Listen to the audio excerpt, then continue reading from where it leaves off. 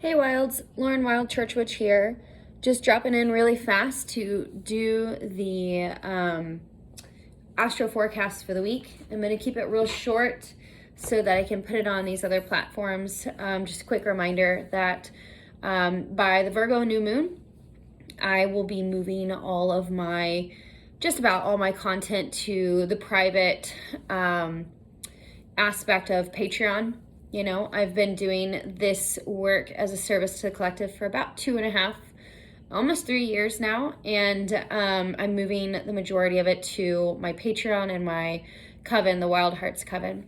If you are interested in keeping up with all the magical goodness, go to my patreon.com/Lauren Wild, and you can get in on keeping up with the Astro Forecast and the Mystic Musings, the weekly Mystic Musings. If you go to my $11 tier, which is the Wild Beloved, and if you want in on like my full coven, it's $33 a month, and it's called the Wild Hearts Coven, and it has a lot to offer. So just go to Patreon, you can check it out there. Okay, so let's go ahead and drop into the week. So it's Wednesday, and we had Labor Day, which always makes me question what day of the week it is. But essentially, what we have, Monday, the moon was in Taurus. Today, the moon is in Gemini. And so what we're looking at is the major piece today is Mars stationing retrograde at 28 degrees of Aries. But I'll get to that in just a second. So yesterday, the moon moved into Gemini.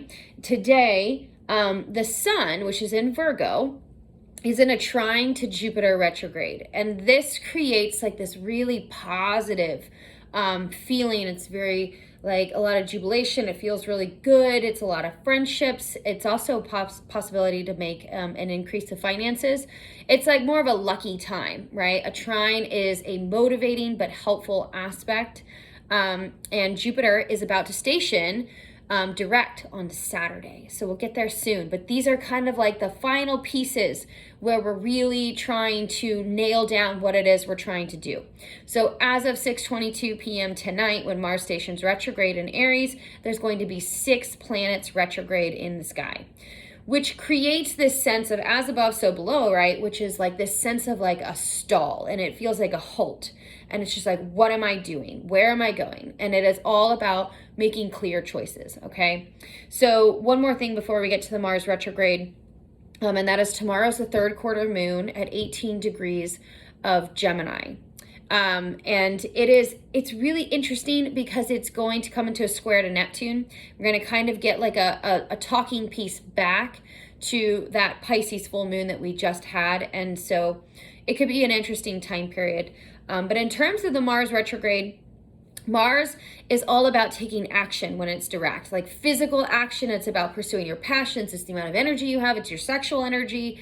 It's literally like how you show up and like exert yourself in the world, and how you take physical action towards something. All right. So where you have your Mars natally is where you tend to have more of like a get up and go to you, right? Like it's where you're more persistent, and that's, you know, dependent on where that is. If you're not sure, feel free to book a reading with me. I'd love to talk to you about Mars, because Mars has been a large piece of the later part of this year, and it will play into it for the remainder of 2020.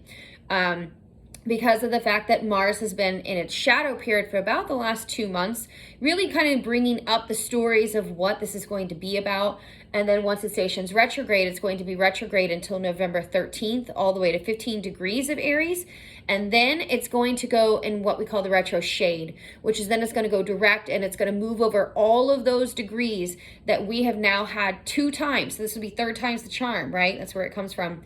And it's that sense of like, you're really going to get clear about what it is that you're passionate about, what you want to take actions towards, how you're going to generate this like deep sense of bravery and courage to take the initiative and to meet your goals and to do the things that you know you need to do. All right. So wherever Aries is for you natally is where you're going to be getting hit. Okay.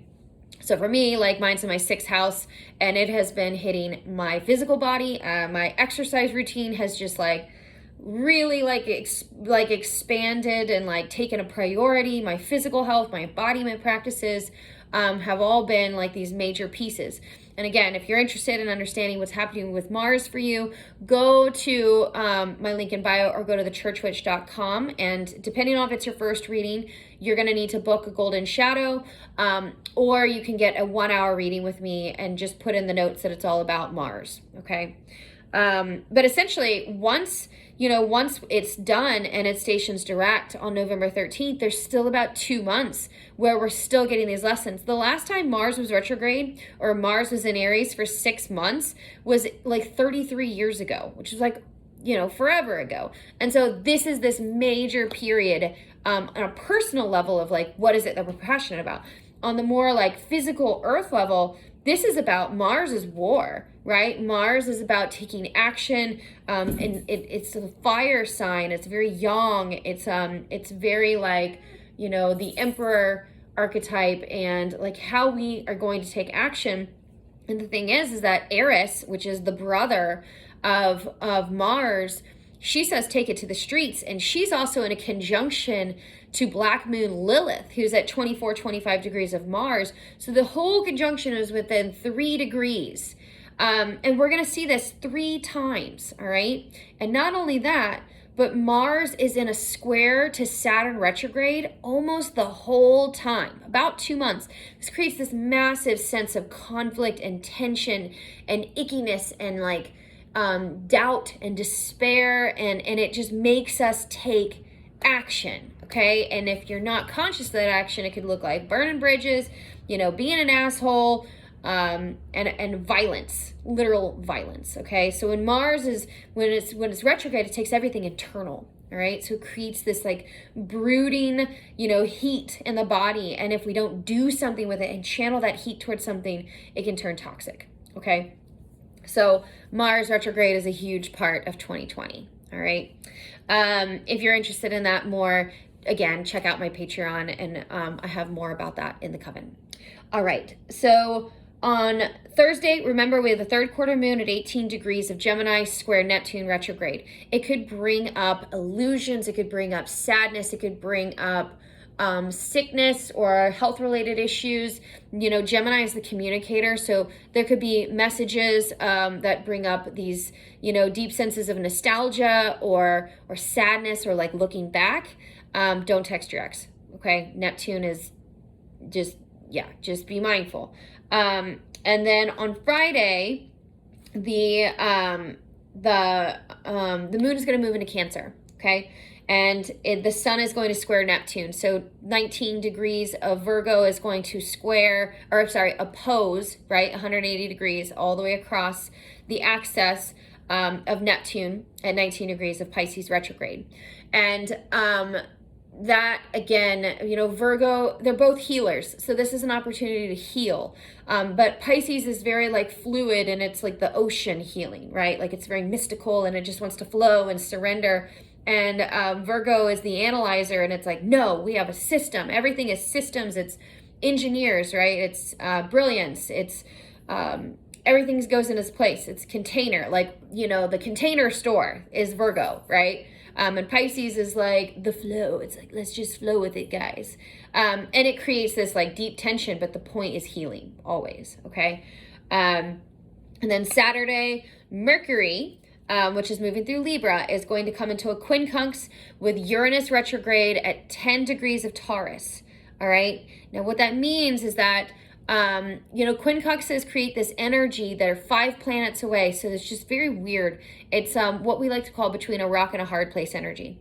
It just feels like misaligned. It just feels like there's this lack of integration. It just feels a little strange. And the point is to learn how to integrate it over time, okay? Sunday, the moon is going to move into Leo, and we're going to have our dark moon in Leo. And this is going to bring up a revision of the last 4 weeks of what's been going on in this lunar cycle. Okay. Hopefully this has been helpful for you guys. Check out my Patreon /Lauren Wild. I would love to see you guys there. Have a wonderful day. Okay. Bye guys.